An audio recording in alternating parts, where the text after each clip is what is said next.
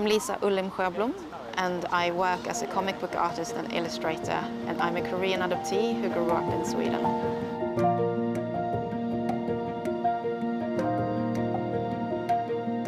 Two comic books on my own, which have both been with adoption in focus.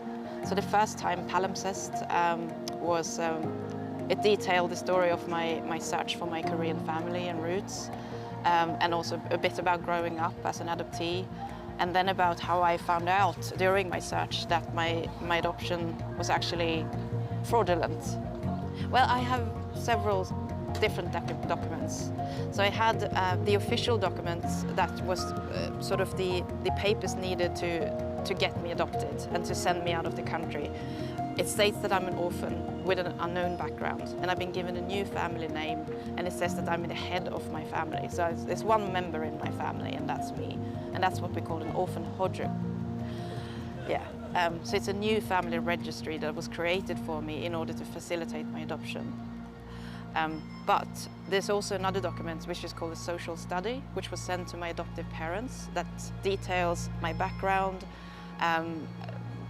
a brief description of me, and yeah, just some information for them.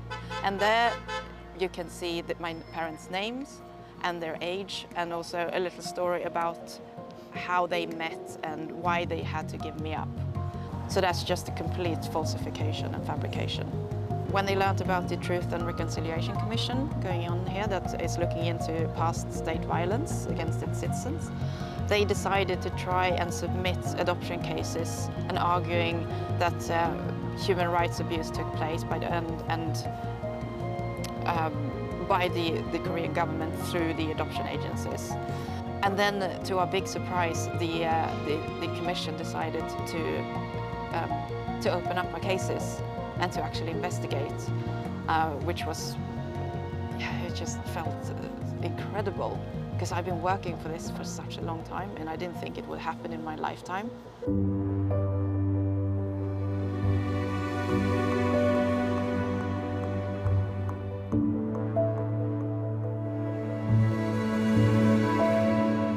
And then I tried to search for them, but the adoption agency, Social Welfare Society here in Seoul, they said that nothing could be done, that they couldn't be found.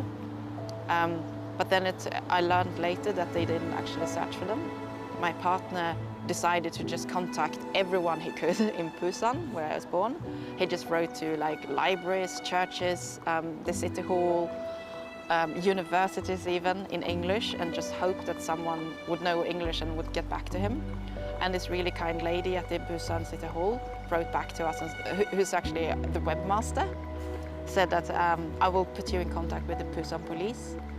And then we got a contact there, and they helped me find both my parents. I will always remember meeting my mother. It's hard to describe, because it was so emotional and also, again, painful at the same time, because I could feel her grief as well.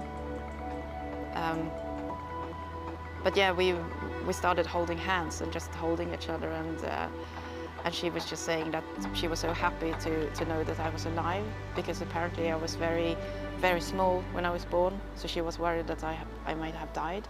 I was born in Busan in 1977, and my mother got a hold of me for a... Thank you to my fellow adoptees who are also speaking today. First, I want to thank Park Chan-ho for inviting me to this forum, and Park Jong-myung told me how the children screamed and cried when they arrived at the orphanage. But eventually, I told my story and my background and how my life had been in Sweden, and I addressed that I've been subjected to a lot of racism, and just wanted to give a brief description of the hardships that it had brought with it to be adopted. But I also brought up a lot of issues that I want the Korean government and the Korean state to provide for us adoptees in order to help us. I'd like to see a national DNA data bank, because there are so many of us who can't find any other way to reunite with our families other than via DNA because of the fabrications of our paperwork. I really hope that people see the bigger picture, realize that it's much more complicated than they thought, and that this is a human rights issue.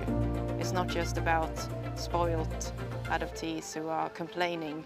We are also Koreans, yeah, that we long to belong to this country and be accepted for who we are, even if we were separated from our families. I think I've been falling under